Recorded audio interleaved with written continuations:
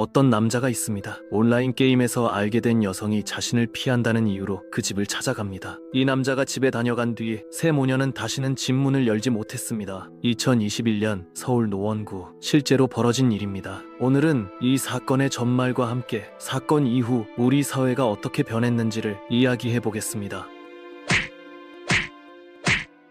2021년 3월 23일 서울 노원구 중계동의 한 아파트. 아버지를 일찍 여인 뒤 어머니와 두 딸이 서로 의지하며 살아가던 집이었습니다. 59세 어머니, 24세 큰딸, 22세 둘째 딸, 평범한 일상을 살아가던 가족이었습니다. 범인 김태현은 리그 오브 레전드라는 온라인 게임을 통해 큰딸을 알게 됩니다. 처음에는 함께 게임을 하는 사이였지만 김태현은 점점 그녀에게 집착하기 시작했습니다. 교제를 요구했지만 거절당했고 그녀가 연락을 끊자 김태현은 이를 받아들이지 못했습니다. 메시지를 수십 통씩 보내고 온라인에서 그녀의 정보를 캐내고 급기야 집 주소까지 알아냈습니다. 여기서 끝나지 않았습니다. 그는 피해자의 메신저와 이메일 계정을 해킹해 무단으로 접속하기까지 했습니다. 여러분, 이게 정말 단순한 연애 문제로 볼 수 있는 상황일까요? 전형적인 스토킹 범죄의 양상이었습니다. 하지만 당시에는 이를 제대로 처벌할 법이 없었습니다. 2021년 3월 23일 김태현은 범행을 실행에 옮깁니다. 그는 사전에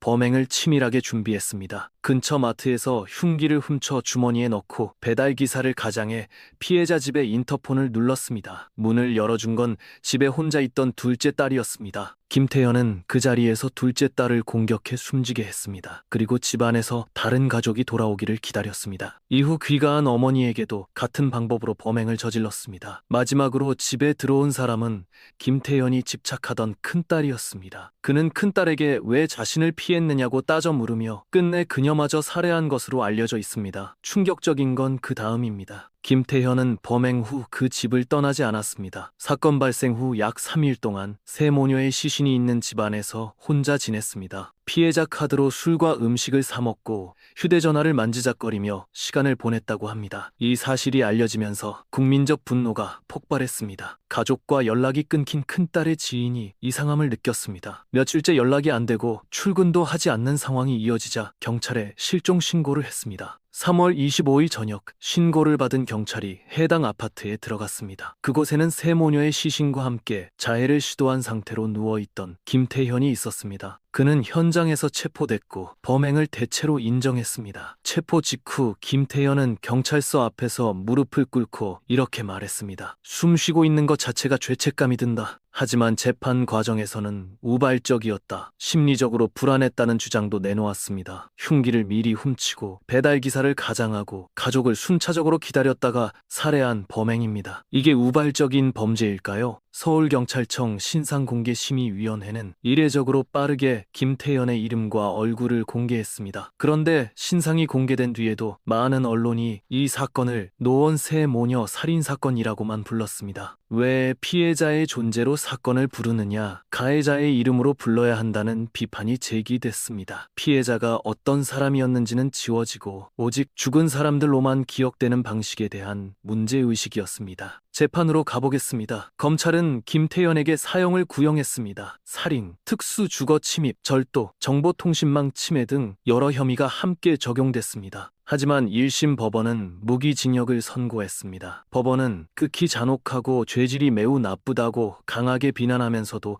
사형은 예외적으로 신중히 선고해야 한다는 기존 입장을 유지했습니다. 2심 역시 무기징역을 유지했고 2022년 4월 14일 대법원에서 형이 확정됐습니다. 이 정도면 사형 아니냐? 무기징역이라도 가석방 없이 평생 못 나오게 할 방법은 없냐? 많은 시민들이 물었습니다. 여기서 잘 알려지지 않은 이야기를 하나 짚어보겠습니다. 대법원 판결 이후 피해자 유족은 담당 검사에게 자필 편지를 보냈습니다. 편지에는 검사님이 끝까지 포기하지 않고 싸워준 덕분에 우리도 버틸 수 있었다는 감사 인사가 담겨 있었습니다. 동시에 유족은 이렇게 호소했습니다. 언젠가 또 나올지 모른다는 불안 속에서 살고 싶지 않습니다. 한국에도 가석방 없는 종신형이 필요하다는 절박한 목소리였습니다. 그렇다면 이 사건 이후 우리 사회는 무엇이 달라졌을까요? 사실 스토킹 처벌법은 사건이 터지기 전부터 국회에 올라가 있었습니다. 공교롭게도 새 모녀 사건이 벌어진 바로 다음 날인 2021년 3월 24일 국회 본회의를 통과합니다. 하지만 법 시행은 그해 10월로 미뤄져 있었고 내용도 한계가 있었습니다. 반복적인 스토킹 행위에 대해서만 처벌을 강화했고 대부분의 경우 여전히 벌금형에 그쳤습니다. 피해자가 원하지 않는다는 이유로 처벌이 멈추는 구조도 그대로였습니다. 노원 새 모녀 사건 이후 여성단체와 시민사회에서 목소리가 터져 나왔습니다. 이건 괴롭힘이 아니라 생존권의 문제다. 한두 번 따라오고 갑자기 집 앞으로 찾아오는 것도 충분히 위험 신호다. 일회성 스토킹도 처벌하고 피해자 보호 명령과 접근 금지를 강화하고 수사기관에 의무적 위험 평가를 도입해야 한다는 요구가 쏟아졌습니다. 이 사건은 이후 2022년 신당역 스토킹 살인 사건 등과 함께 계속 언급됩니다. 스토킹을 초기에 끊지 못하면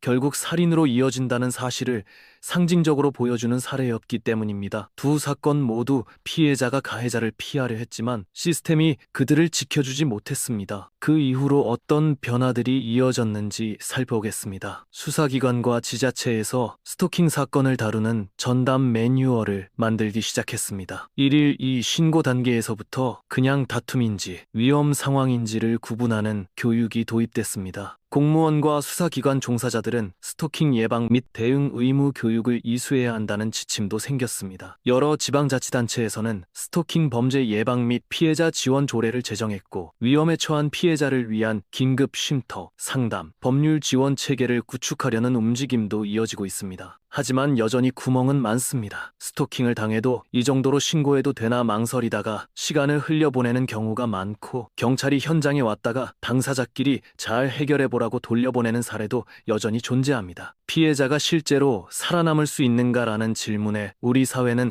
아직 제대로 답하지 못하고 있습니다. 그래서 노원새 모녀 사건을 이야기할 때 우리는 단순히 어떤 사이코패스가 있었다라는 수준에 머물면 안 됩니다. 이 사건은 스토킹을 대수롭지 않게 넘기던 사회 분위기가 만든 비극이었습니다. 헤어지자는 말을 받아들이지 못하고 폭력으로 나아가는 문화가 만든 비극이었습니다. 피해자의 안전보다 가해자의 사생활을 더 중시하던 시스템이 만든 비극이었습니다. 사건 이름을 어떻게 부를 것인지도 중요합니다. 언론이 편하게 부르던 새 모녀 살인사건이라는 이름 안에는 피해자들의 삶과 이름, 개별적인 존재감이 모두 지워져 있습니다. 그래서 요즘은 유족과 시민들 사이에서 이런 문제의식이 제기되고 있습니다. 노원 새 모녀 살인사건이 아니라 김태현의 노원 일가족 살인사건으로 불러야 한다. 오늘 이야기를 정리해 보겠습니다. 온라인에서 시작된 집착이 스토킹으로, 스토킹이 살인으로 이어졌습니다. 사건 이후 우리는 뒤늦게 법과 제도를 손보기 시작했습니다. 하지만 법이 한번 만들어졌다고 해서 모든 게 끝난 건 아닙니다. 노원에서 새 모녀를 잃은 그날 이후 우리 사회는 조금씩 변하고 있습니다. 문제는 그 변화의 속도가 또 다른 피해자가 생기는 속도보다 빠르냐는 것입니다. 우리가 이 사건을 기억해야 하는 이유는 단 하나입니다. 스토킹은 대수롭지 않은 일이 아닙니다. 거절당했다는 이유로 누군가의 삶을 무너뜨리는 행동은 반드시 막아야 합니다. 사건은 끝났지만 질문은 아직 남아 있습니다. 당신이라면 이 사건을 잊지 않기 위해 무엇을 할 건가요?